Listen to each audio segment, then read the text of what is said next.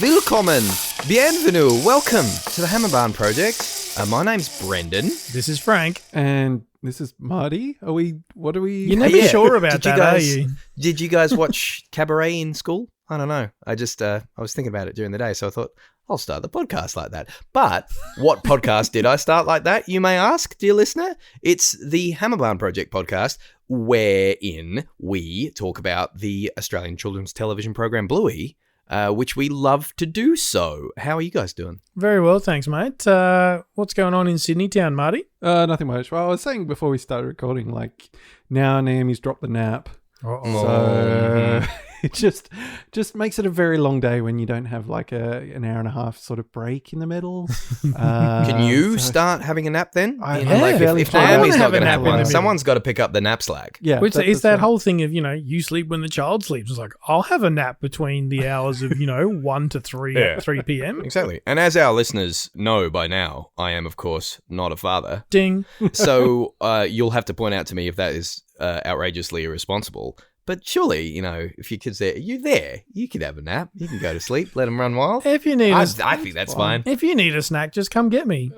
I'll be asleep. No, it's not good. It's not good. We are not condoning that. This episode of the Hammerbarn Project is called There's Someone I'd Like You to Meet. But let's get zen. Let's chill out. Let's a lot of these podcasts, because we love this show so much, we come in hot.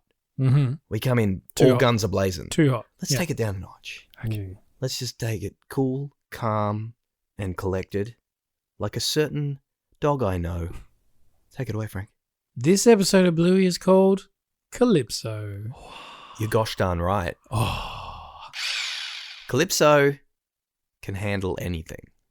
I'm sure of it. She is a lot of people's, outside of the Fab Four, she's a lot of people's favourite character, just from the way she handles herself. And look, to this point, I think she's only in like, I want to say 3 episodes across the series. Right. I would know you. Yeah, other people are usually better at that than me. I mean, this is her introductory episode. We're talking season 1, Okay. episode 17. So is this the first time she's ever been in an episode chronologically? I believe so, yes. There you go. There you go. And then, she makes sort of guest appearances in some episodes, just sort of as the kids go to school. Because we have talked about Early Baby, haven't we? Yes, we have. Which I think must come a bit later. That's later in season 1, I believe, yeah. But what a great introductory episode for her. Yeah. Because voiced, of course, by Megan Trainor? Megan Washington. Oh, I was close. Who's Megan Trainor then? I don't know. I think you were thinking Megan Washington. I'm probably but it was just like a visualising. fraud. Who is Megan Trainor? Listeners, I tell feel us. like I should know who that is. I feel like it's another musician, but very different from... I've blanked like 9 times before. I forgot Orlando Bloom's name earlier when we were talking. Who's that guy I was who just plays- about to tell people whose name I forgot, and I Nearly nearly forgot forgot what name of the name that I forgot. So she's an American singer-songwriter, as opposed American to... singer Megan Trainor. Megan Trainor. Yes. Okay. Maybe she's been on the Conan podcast. Maybe? And I think maybe she has, and that's where I knew her We're from. not here to talk about Megan We're Trainor. not here to talk, Frank. Honestly, we're not here to talk about. I'm sorry. Megan Trainor. I'm distracting Yes, you. he's bringing it up, and But seeing as we are talking about Megan Washington, we certainly are. Yeah. that voice, Oh, honestly. man. And you know what? Even before she starts humming and sort of singing, tunes, I think just her speaking voice just really stands out in this show. She's just got that real, calm, collected. Oh, is that what you're doing? That's nice. Yeah. Like it's a Resonant, school teacher voice sort of. without being patronizing, I Yeah. think. Yeah, 100%. And everything she says has this undertone of knowledge but patience. Just like, oh yeah, like she knows. I can't just describe it. Like it's just on the edge. It's like there's an adult in the room, Yep. and she's kind of going, I'm saying this in a way that the adult will know that we can have our little laugh about this. Oh, kids, aren't they cute? Aren't they funny that they're doing this? But it's not so far that the kid knows that she knows more than they do. I don't know. It's not talking down No, to exactly. the younger That's- audience. Those yeah. are good words. Yeah. Also in this episode, I believe chronologically, this might be the first time we see the terriers. Oh, really now? You're a big terrier fan. I know love that about the terriers because like Adventure and some of those other ones that come later on.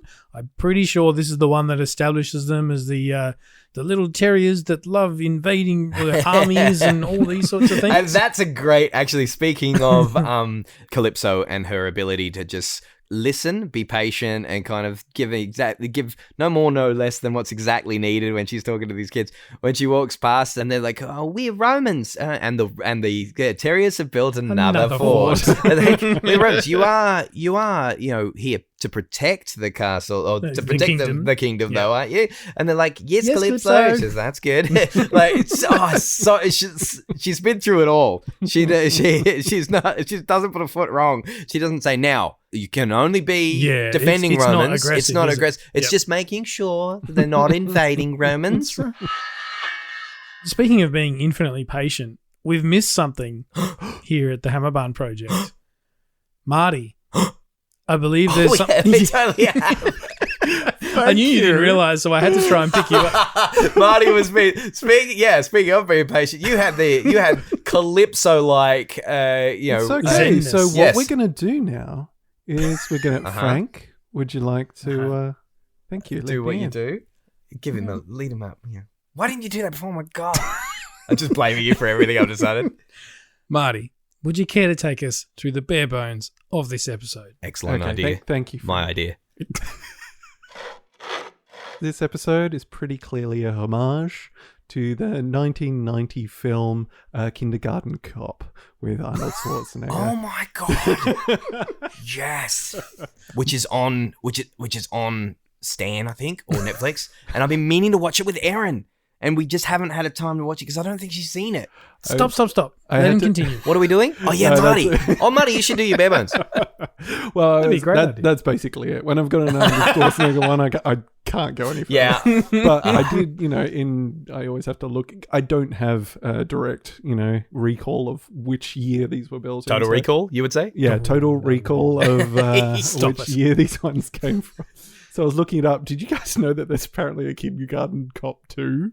I think I was aware that it was in the universe, but I was scared to look further than that. Yeah, I think I am as well. But you never know. Maybe it's a good film. I'm sorry. Any sequel that does away with the main cast in such a role like that? No. How many times have those sorts of sequels been good? Very rarely. Anyway, so this is an episode in which Calypso features heavily along with all the kids at school. And it's effectively a whole bunch of individual stories and how Calypso loops them together and links them up and sort of acts as conductor for the whole experience for everyone. You could say she's the puppet master. Puppets, not unlike those created by Jim Henson. Now, I don't know if you know about Jim Henson, Marty. No, he doesn't look like a Jim Henson kind of guy, actually. Makes a mean puppet, that Jim Henson. So I've heard. There was a guy that I knew who was always talking about, I don't know, not Marty's kind of guy. No. So not only have we bypassed Marty's traditional segment, we've given him grief about one of his favourite topics all in the first 5 minutes of the episode. It's great. Yeah, I'm liking this. What next? Good vibes. Right now, we're being invading Romans. When we need to be protecting Romans. Martin needs protecting. Hey, I was even kind. I could have made it about some sort of pretentious, constructivist, pedagogical type thing, but I was thinking of you, Frank. Throw that pedagogy word in there. I just didn't want to trigger you there. Yeah. But yeah, it is interesting. You brought it up last time. Well, when we were talking about Early Baby, I think, Brendan, the particular brand or form of education it's sort of modeling. But it is this interesting thing of effectively a series of games and just linking them up and linking those different stories together. Yeah. This sort of very, as you say, laid back or sort of very responsive sort of way of making these stories happen, making things work positively, positive reinforcement through all these different things. What are the little sub-stories we've got? Good what call. does it start so there's with? the little couplets? Is Yeah, that the phrase? Well, it's the little what are they? Hemispheres, the little microcosms. There we go. We got little microcosms connected together in a wider macrocosm. No, so we've got the fish and chip shop. Yeah. We've got the overcrowded house full of early parents. Yeah. We've got Chloe and Rusty that, just like, oh, I got no sleep all night. Yeah, that's a great line. It's a great line. It's great. Then we've got Rusty in his house, which, yeah. It's moments like this where I understand, because you guys, we all know Joe Brum. Like, the listeners might not know. Joe Brum is a mate of ours. He'd been on the podcast before. I'm glad He you created mentioned this it little this thing. time, He created this little show called Bluey that, I don't know, give it a try. But you can understand why Rusty is his favorite character in episodes like that. Any episode that Rusty's in, it's just blatantly obvious. He's just like, I'm making a house. It's going to have a top room and a bottom room. He's just You you can rent the top room for $5 bucks. I'm glad you brought it up, Brendan, because I was going to mention our interview again, because he was talking about where Calypso came from, I think. Yeah, he was talking about the idea of the cats and just sort of saying it was based on a teacher he really respected and really, really thought well of, and the way that she dealt with things. And what was the line? She said, like, when they start pretending to be cats, that's fine. You always know when it's time to move on from a game because there's too many kids pretending to be cats. That's it. Yeah. And it's cats are fine. Yeah. But when it's cats with no owners, yeah, then it's time to move on. Yeah. It's time to regroup. So wise. And of course, we've got Honey building the city. Yes. Progressively. Have I missed any? Honey might be one of my favorite of Louie's friends, actually. Yeah. She's She's pretty an underrated character, Honey. She's just a really good-natured kid. She's got that fantastic line of, is it ready for a gnome now? Yeah.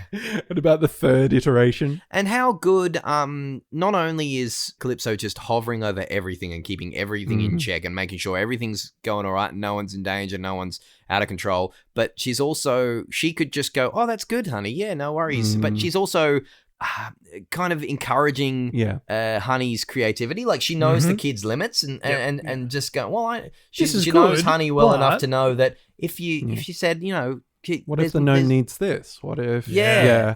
I think it's an interesting, because we were talking about Pass the Parcel recently, and it is that thing of just like giving kids a little bit more, like not just giving you 100% straight away, because then you aren't encouraged to figure out more stuff for yourself. You don't, have the capacity to get more advanced, thinking, expectations, like emotional boundaries, that sort of thing. So it is being that mentor who wants you to succeed and thus gives you more challenges to overcome, as opposed to just sort of wanting you to do the most basic thing, just like get to an end point. Yeah, for sure.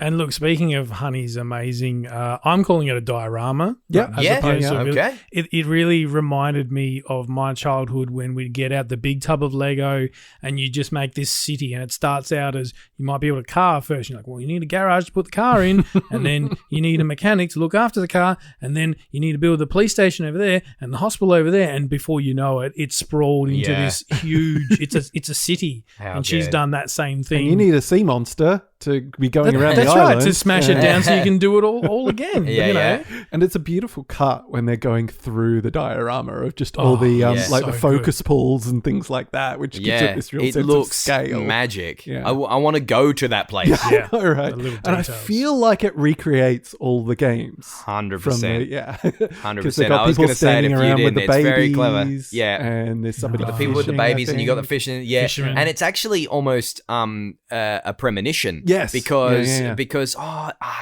what's the name of forgive me, what's the name of the character? I imagine maybe they're a new character who hasn't met Bluey yet. There's someone I'd like you to meet. The character who becomes the fisherman, or the Pretzel. Pretzel. Yes, it is Pretzel. Yes, thank you, Frank. Maybe I'll cut around it so it looks like I knew it the whole time. Pretzel. Yeah, when Pretzel is is fishing, but not until later. Yeah. So Pretzel doesn't become it's a fantastic couplet, really. Oh, there we go. Yeah, there we go. If you look in that very first sequence, you can see Pretzel, and he looks like he's about to just flop over and pass out during the story. He looks so tired. And that thing he does where he's sitting with his back on the ground and his backside up against the wall with the legs straight up. Oh, yeah. You know, like kick. Yeah. Haven't we all done that at some point as a kid? You've I been feel that like maybe bored. I'm Pretzel in this situation.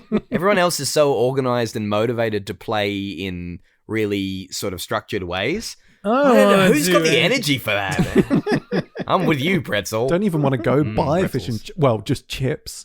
But Because we're all out of fish.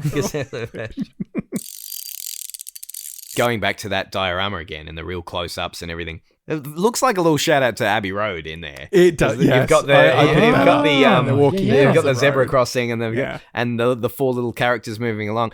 I originally thought maybe that's not really that. Maybe that's just Abbey Road, but not really particularly related to what's been happening in the show, like the fishermen Sure. and the babies are.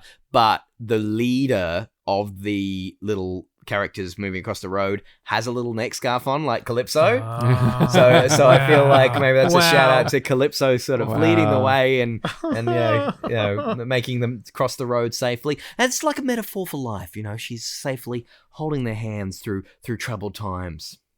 Cool story. That's a cool little, in joke or doggy treat, you might say.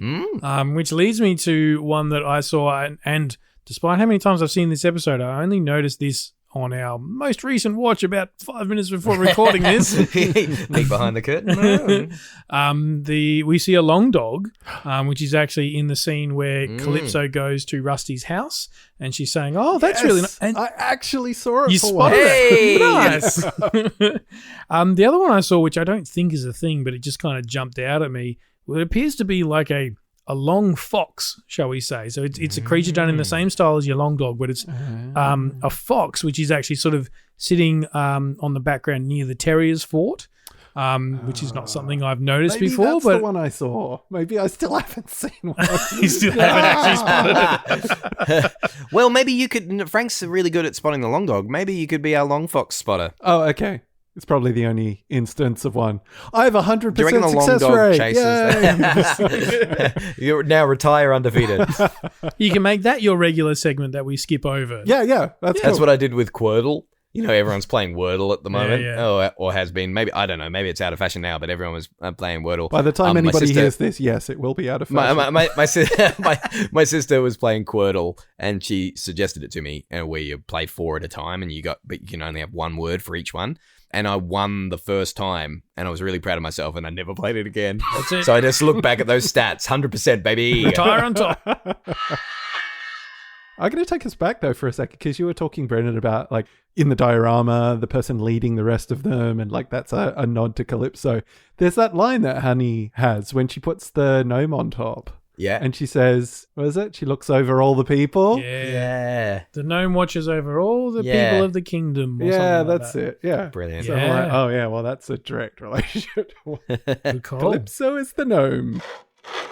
Going back to my favourites, the terriers, their amazing couch fort. If that doesn't make you want to take apart your furniture and try and recreate that couch fort, I don't know. I love what the else crocodile. does. in Yes, the mode. crocodile. I was going to say to that. Yes. Cushion forts and blanket tents and things. Man, those were the days. So good. Those are the days I get to have now, which is pretty Yeah, that's true. One of the things that I've been trying to do, so I do childcare once, like for 1 day a week. So I work 4 days, do childcare a day.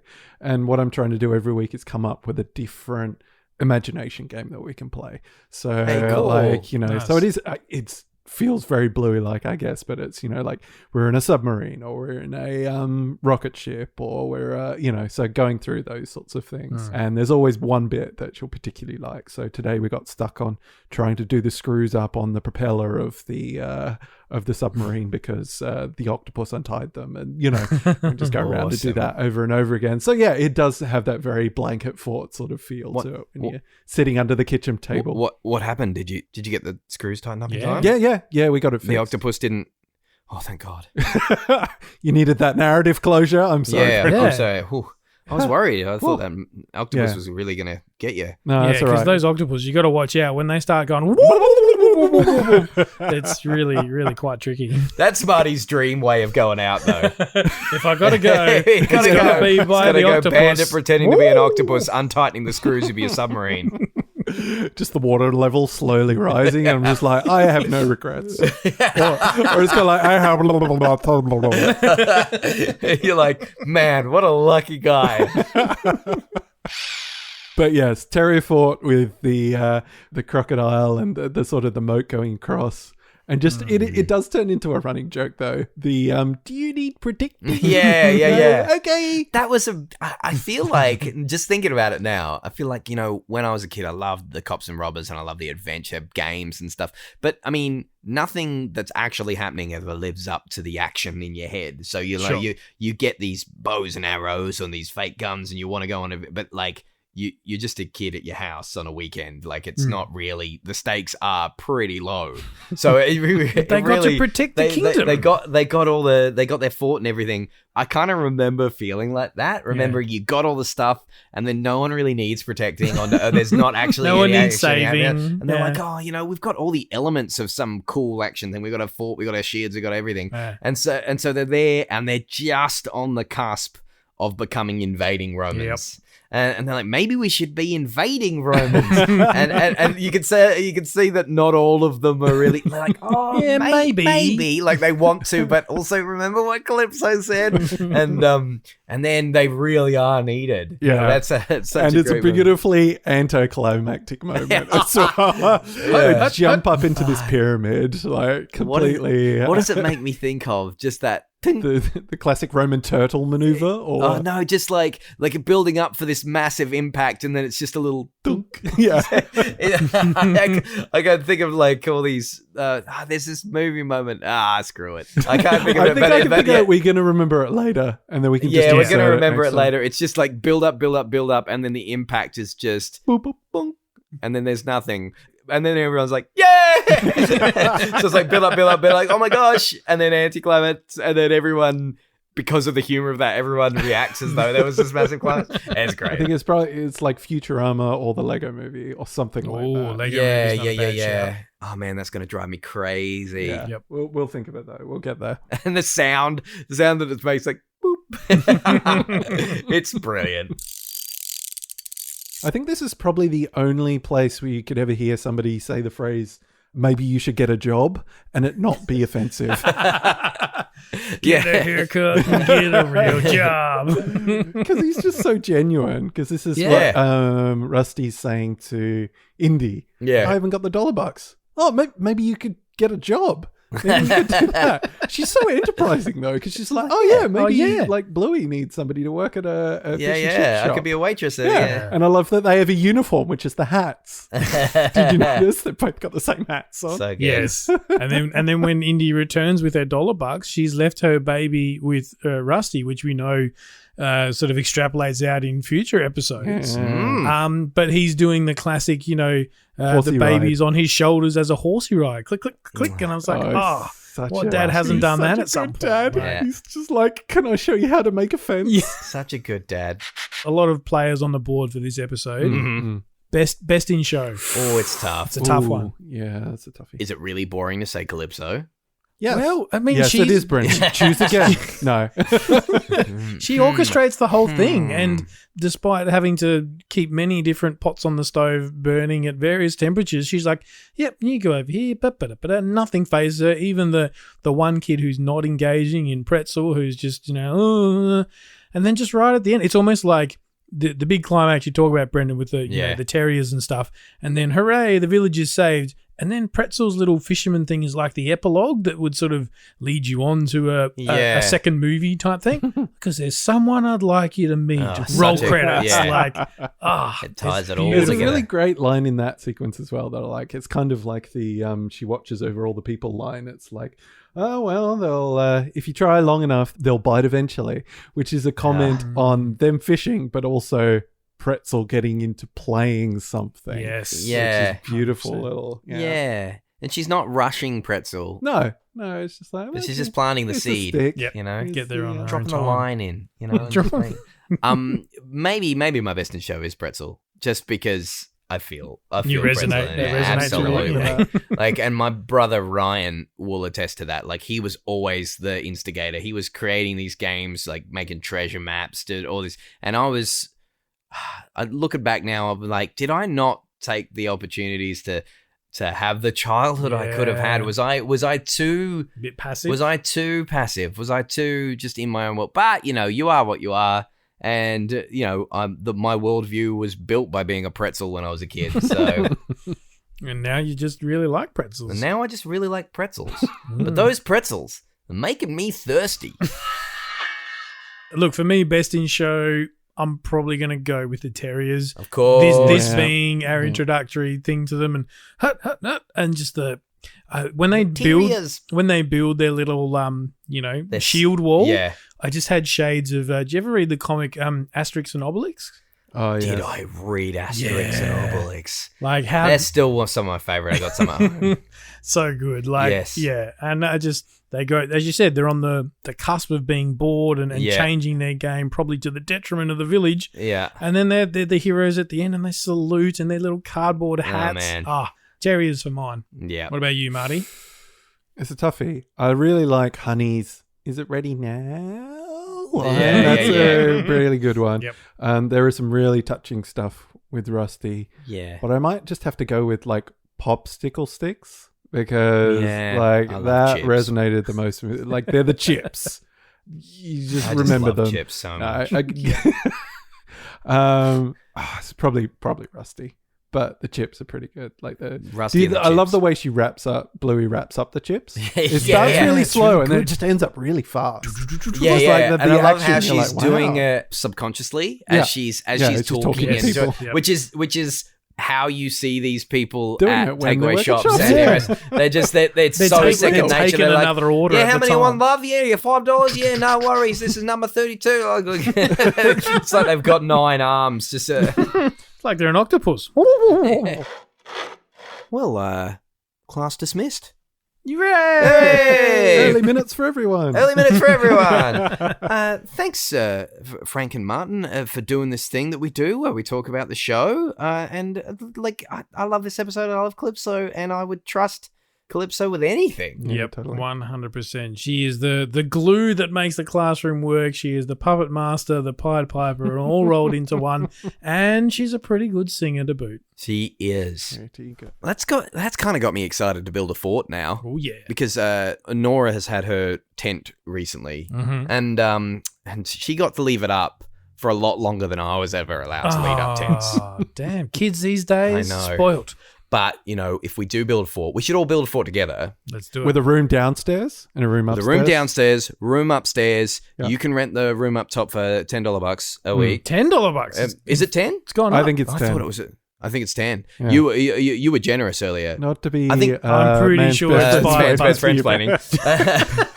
Roll the tape back. I'm Roll the telling tape you back. it's We'll 5. find it out. I hope it's 5. Well, let's not tell him. 10. Man, we should just move in with Frank if he's going to charge half the rent that everyone else I already did that. You both have. Yeah. You both lived with me at various points in our lives. We did. Oh my god. Well, we're all moving in with Frank, and you know where you can get your boxes and your sack trucks for moving Into everything Frank's house. Yeah. into Frank's house, Yep. and you can get all those supplies. Plus, gaff tape to keep the cushions together for the blanket fort that we're going to build at Frank's house, where we get half the rent. Hell yeah. Get all these things and more, listeners, down aisle 300. Left at the fish and chip shop. And if you've stepped in the middle of a gnome village, you've gone too far.